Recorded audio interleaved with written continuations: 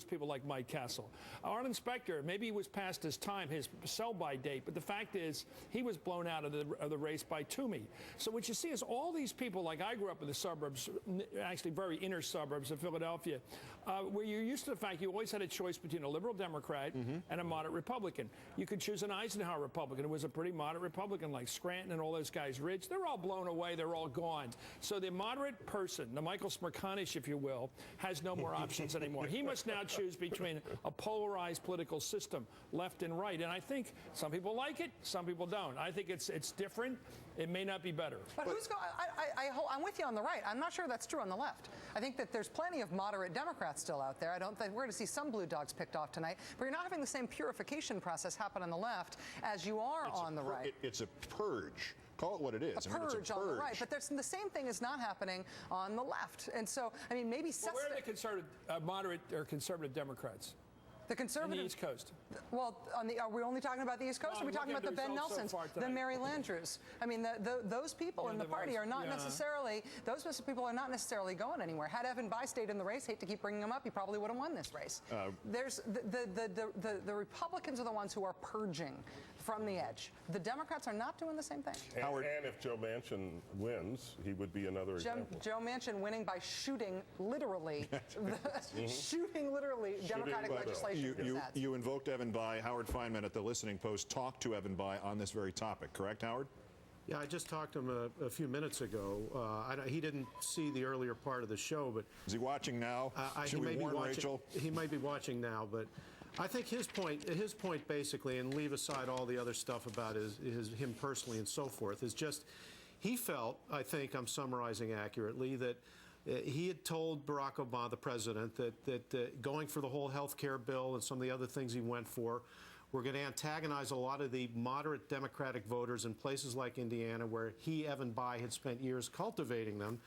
And, you know, that's his point. Now, I think he's writing an op-ed page for the New York Times about this, and, you know, he feels strongly about it and said that it was only by pursuing the moderate path that what he calls the moderate path that he pursued, that he was able to be governor of Indiana from '88 to '96, that he was able to get elected to the Senate, and you know, he had had enough of politics, but he's wanted to leave that message behind, and I think I think Rachel's right. There is no purge mentality in the Democratic Party, but at least from Bayh's point of view, he felt that the president wasn't listening to his advice, so that was time for him to leave. Howard, if he's sick of politics, why did he take $10 million with him when he quit?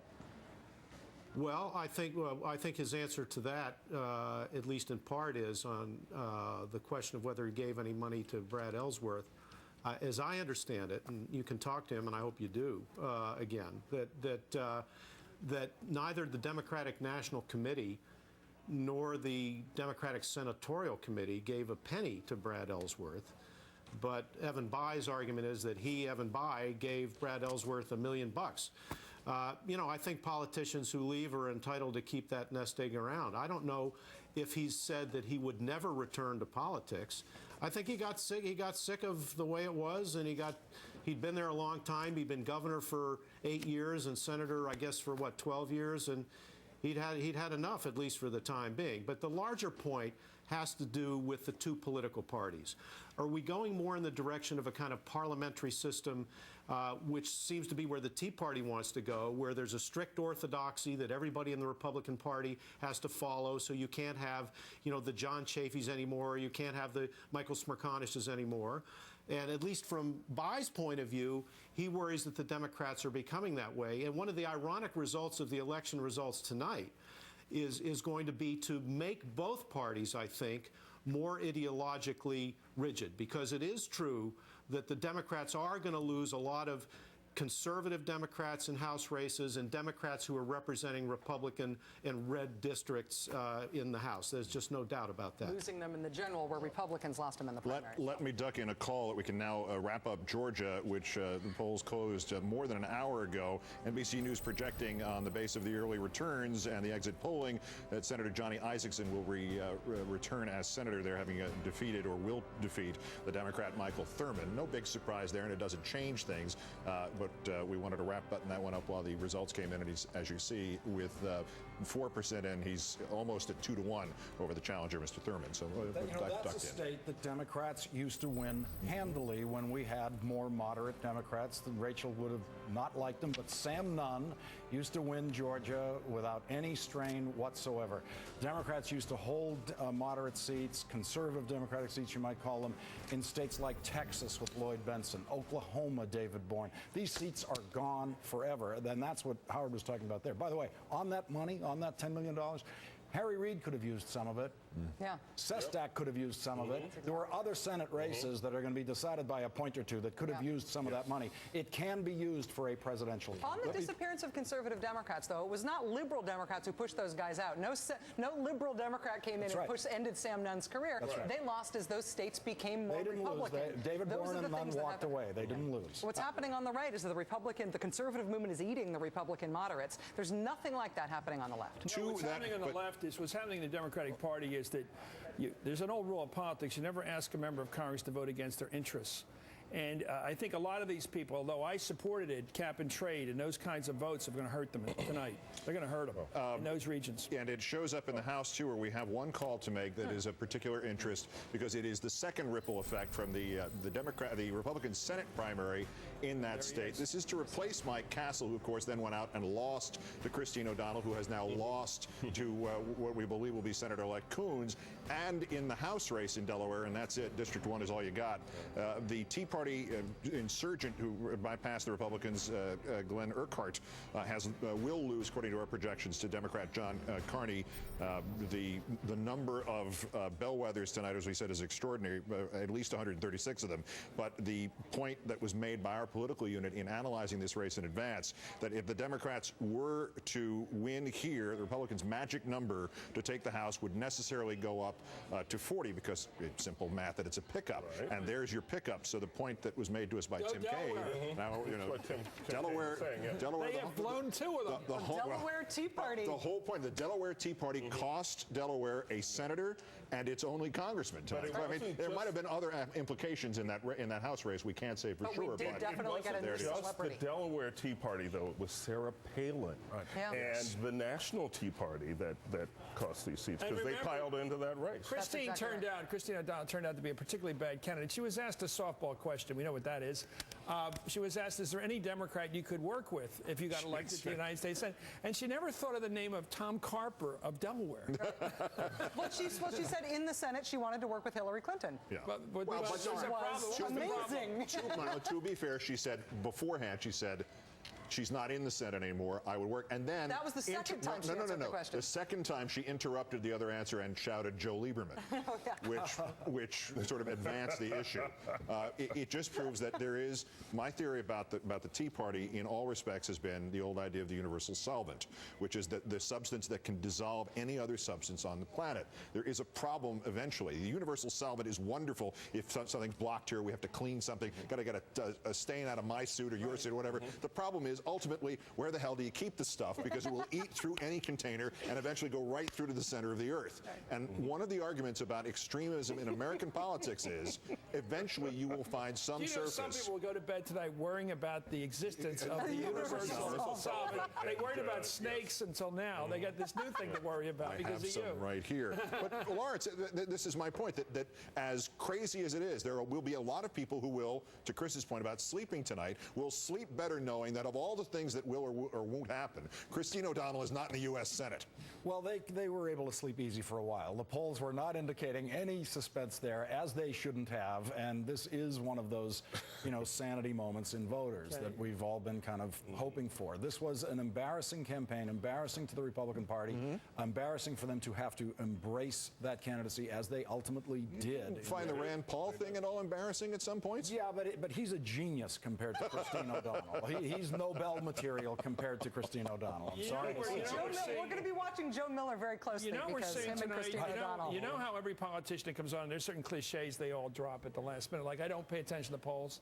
They always have a pollster they pay for. But, okay. I talked to a big politician, Bob Brady, the Philadelphia chairman of the party in Philadelphia, and he said, how's it going? He says, these polls are pretty good.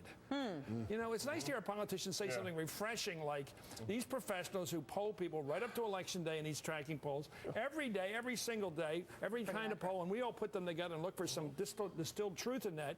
They're pretty good. Yeah. And we haven't seen a big surprise. A lot of Democratic folks right now are really riding on the idea of cell phone polling, people who've gotten rid of their landlines like everybody I know has and I have, and instead are just using cell phones. Those people are not getting polled in the same way that other people are. A lot of Democratic hopes relying on that as a polling differential. If the polls look, and if we can compliment the polls, at least perhaps before the night is over, we'll get a nice word from a politician about the pundits. And it's P-U-N-D-I-T-S. I don't listen to pundits. I'd just be happy if they pronounced it correctly rather than call it that pundits. Will happen when the universal solvent eats its way through to the center of the earth. I'm sorry. Where the pundits come from, the center of the earth. The nougat center of the earth. Chuck Todd is going to deliver us from this madness, covering tonight's elections by the numbers and not by the universal solvents. Chuck, please say this. Oh, you got it. And I was glad, though, that you made the point. The magic number is now 40. We have a called House race, and it is a pickup. But I've been looking at the returns in Virginia because Virginia has 4 House races. Democrats that are very nervous about. Republicans are targeting them all. But the one I'm focusing on, and I think you guys are going to be interested in this panel, Rick Boucher. He's a long-time Democratic incumbent. This is a McCain seat. Out there in the western part of Virginia. I can tell you by looking at this vote, a lot of Democrats very nervous that there's not enough vote out there for Boucher to overtake Morgan Griffith in this one. And this is one of those where you're saying, okay, Republican districts may start voting Republicans in and not sort of holding out hope for these moderate Democrats. The interesting thing about Rick Boucher, he was a no on health care. A few other seats in Virginia. To me, it's the microcosm, frankly, of the House. You look at these districts here. There are 4 of them. Republicans think they can win 3 of the 4 and have a good night. Glenn Nye is somebody that Democrats are very nervous about. There's a very early amount of vote in. Scott Rigel still leading in this one. Let's look at the 5th District, Tom Perriello, the one place Barack Obama went. This was a district, of course, that they were hoping a 3rd candidate would make a difference. Guess what? That 3rd candidate's not getting much vote here, 3%. You can do the math here. 100 minus the combined 97%. Perriello needed the 3rd conservative candidate to get 6, 7, 8%. And then finally, there's the suburban district of Washington, D.C. This was the most Democratic district that was being targeted by the Republicans. These are very early. Wouldn't jump to conclusions about this big lead. But, you know, the whole race for the House really is a microcosm. You've got a very Republican district in rural western part of Virginia, and Rick Boucher, he's losing. You got the two districts I told you about, the 5th, that sort of Charlottesville district that Democrats are hoping a 3-way contest would help them out there. They're losing there. Of course, Glenn Nye, Virginia Democrat in the 2nd district there, Democrats losing there. They lose 3 of 4 out of Virginia tonight, and that tells you a lot about the Republican chances. All right, Chuck Todd with an early look at Virginia, and when we return, thank you, Chuck. The latest information from our exit polling. Lester Holt with that. MSNBC's midterm election night coverage will continue after this.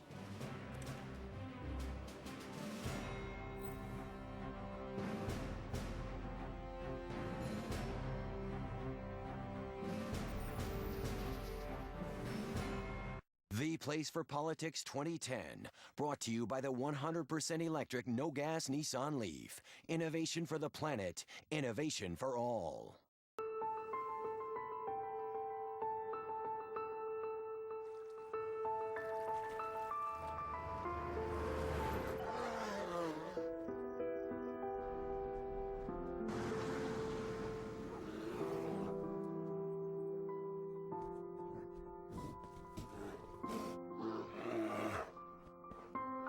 Introducing the 100% electric Nissan Leaf. Innovation for the planet. Innovation for all. The Premier Rewards Gold Card from American Express is designed to be brilliant.